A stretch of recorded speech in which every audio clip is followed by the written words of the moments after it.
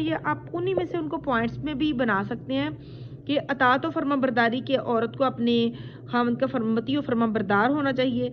ये देखें इसमें आयत भी है कि नेक औरतें फर्माबरदार होती हैं, ठीक है। फिर उसके अलावा हदीस का हवाला दिया जा सकता है, वही वाला इसमें भी हमने पढ़ा है कि अगर सजदा किसी को जायज़ होता तो हामद को सजदा करने का हुक्म दिया जाता। और इसके अलावा यह कि हामद की अताअत और फर्माबरदारी इस हद तक ज़रूरी है कि अगर हामद कहे तो नमाज नफल रोज़ा छोड़ने के लिए कहे तो बीवी पर उसकी अताअत लाजमी है। और अगर अलबत्ता अगर शौहर खिलाफे शरीयत बातों का मुतालबा करे तो बीवी पर हामद की अताअत लाजम नहीं।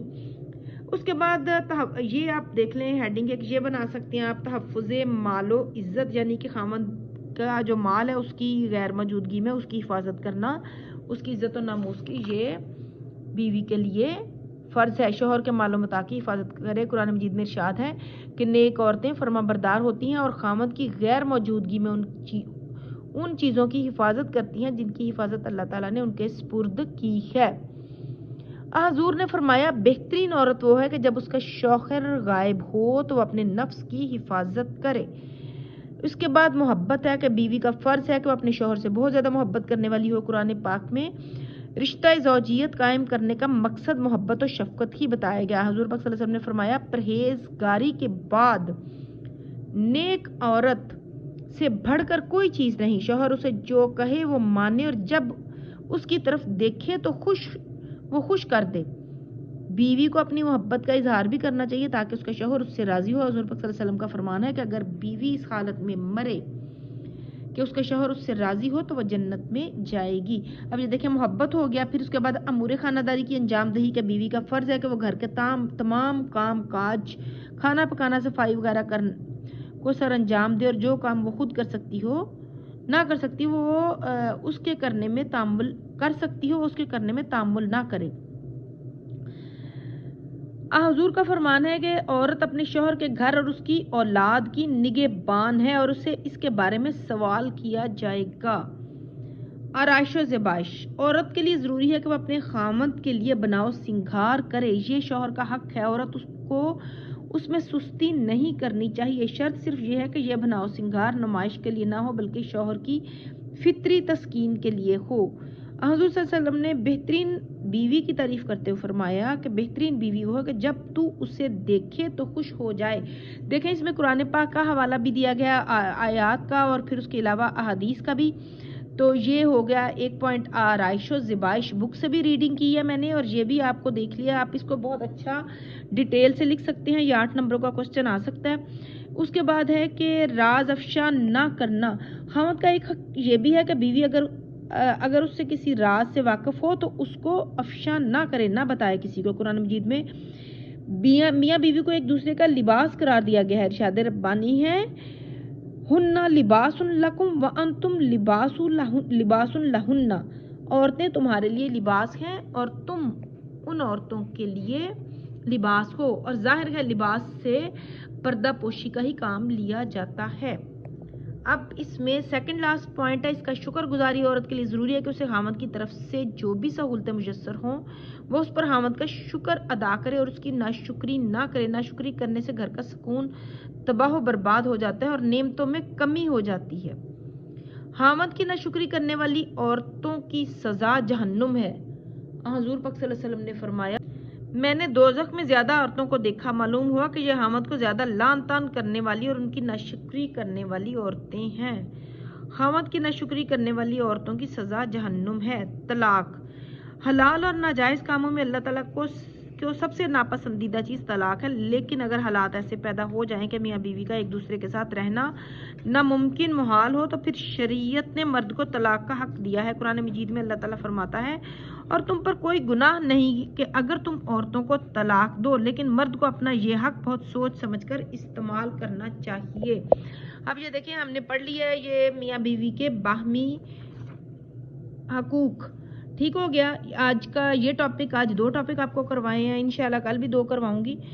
तो उम्मीद है आपको अच्छे से समझ आई होगी। दिल लगा के पढ़िए, एग्जाम में थोड़ा सा टाइम रह गया है तो अच्छे से मार्क्स लेने हैं आपने। Best of luck. अस्सलाम वालेकुम डियर स्टूडेंट्स, آج ہم اسلامیت میں میاں بیوی کے حقوق، باہمی حقوق جو ہیں وہ ریڈنگ کریں گے. کوشش ہے کہ آپ کے جلد از جلد آپ کا کورس جو ہے وہ اس کو کور کروایا جائے. تو میاں بیوی کے حقوق، اولاد کے حقوق ہم نے پہلے پڑھا. میاں بیوی کے حقوق میں جو معاشرے کی بنیادی اکائی گھر ہے اور گھر کے سکون اور خوشحالی کا انحصار میاں بیوی کے خوشگوار تعلقات پر ہے. اس کی عمدگی محض 2 افراد ہی کی نہیں بلکہ وہ 2 خاندانوں کی شادمانیوں کا سبب بنتی ہے.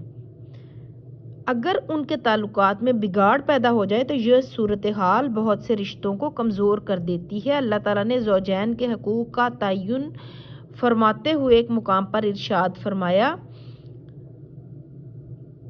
وَلَهُنَّ مِثْلُ الَّذِي عَلَيْهِنَّ بِالْمَعْرُوفِ وَلِلرِّجَالِ عَلَيْهِنَّ دَرَجَاتٌ. سورۃ البقرہ کی آیت نمبر 228 ہے. اس میں ہے کہ ان کے حقوق مردوں پر ہیں جیسے ان پر مردوں کے حقوق ہیں. شرعی دستور کے مطابق البتہ مردوں کو عورتوں پر برتری حاصل ہے. اچھا، تو لیکن یہ درجہ محض گھر کا انتظام ایک زیادہ باہمت، حوصلہ مند اور قومی شخصیت کے سپرد کرنے کے لیے ہے، عورتوں پر ظلم روا رکھنے کے لیے نہیں. اسلام ہی وہ واحد دین ہے جس نے خواتین کا شرف بحال کیا، یعنی اس کو عزت دی اور مردوں کو ان پر حکومت کا اختیار دینے کی بجائے ان کی حفاظت کی ذمہ داری سپرد کی اور تلقین کی کہ بیویوں کے ساتھ اچھا سلوک کیا جائے. نبی کریم صلی اللہ علیہ وسلم نے بیوی کے ساتھ حسن سلوک کو خیر اور اچھائی کا معیار بتایا. ارشاد ہوا کہ تم میں سب سے بہتر وہ شخص ہے خیرکم لاہلہ، تم میں سب سے بہتر وہ شخص ہے جو اپنی بیوی کے ساتھ اچھا ہے. ٹھیک ہے. اچھا جی، ایک بار ایک صحابی نے حضور پاک صلی اللہ علیہ وسلم سے دریافت کیا کہ یا رسول اللہ، بیوی کا اپنے شوہر پر کیا حق ہے؟ آپ نے فرمایا جو خود کھائے اسے کھلائے، جیسا خود پہنے اسے پہنائے، نہ اس کے منہ پر تھپڑ مارے نہ اسے برا بھلا کہے. آپ صلی اللہ علیہ وسلم کو بیوی کے حقوق کا اتنا خیال تھا کہ خطبہ حجۃ الوداع میں ان سے حسن سلوک کی تلقین فرمائی. دوسری جانب اللہ تعالیٰ نے نیک بیویوں کی صفات بیان کرتے ہوئے فرمایا فالصالحات قانتات حافظات للغیب بما حفظ اللہ، پس نیک عورتیں اپنے شوہروں کی فرما بردار ہوتی ہیں، شوہروں کی غیر حاضری میں ان کے حقوق کی حفاظت کرنے والی ہوتی ہیں. جہاں مرد کو منتظم اعلیٰ کی حیثیت سے بیوی بچوں کی کفالت اور حفاظت کی ذمہ داری سونپی گئی، وہاں عورتوں کو پابند کیا گیا کہ وہ مردوں کی وفاداری اور اطاعت گزار بن کر رہیں.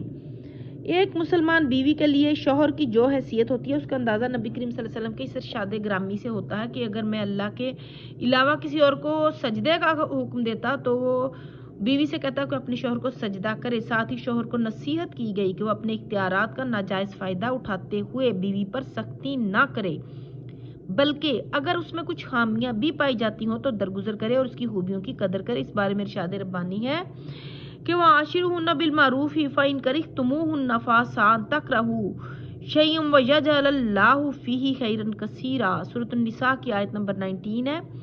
اور ان کے ساتھ حسن سلوک کا برتاؤ کرو، پھر اگر تم انہیں ناپسند کرو تو ہو سکتا ہے کہ تم کسی چیز کو ناپسند کرو اور اللہ نے اس میں کوئی بہت بڑی بھلائی رکھ دی.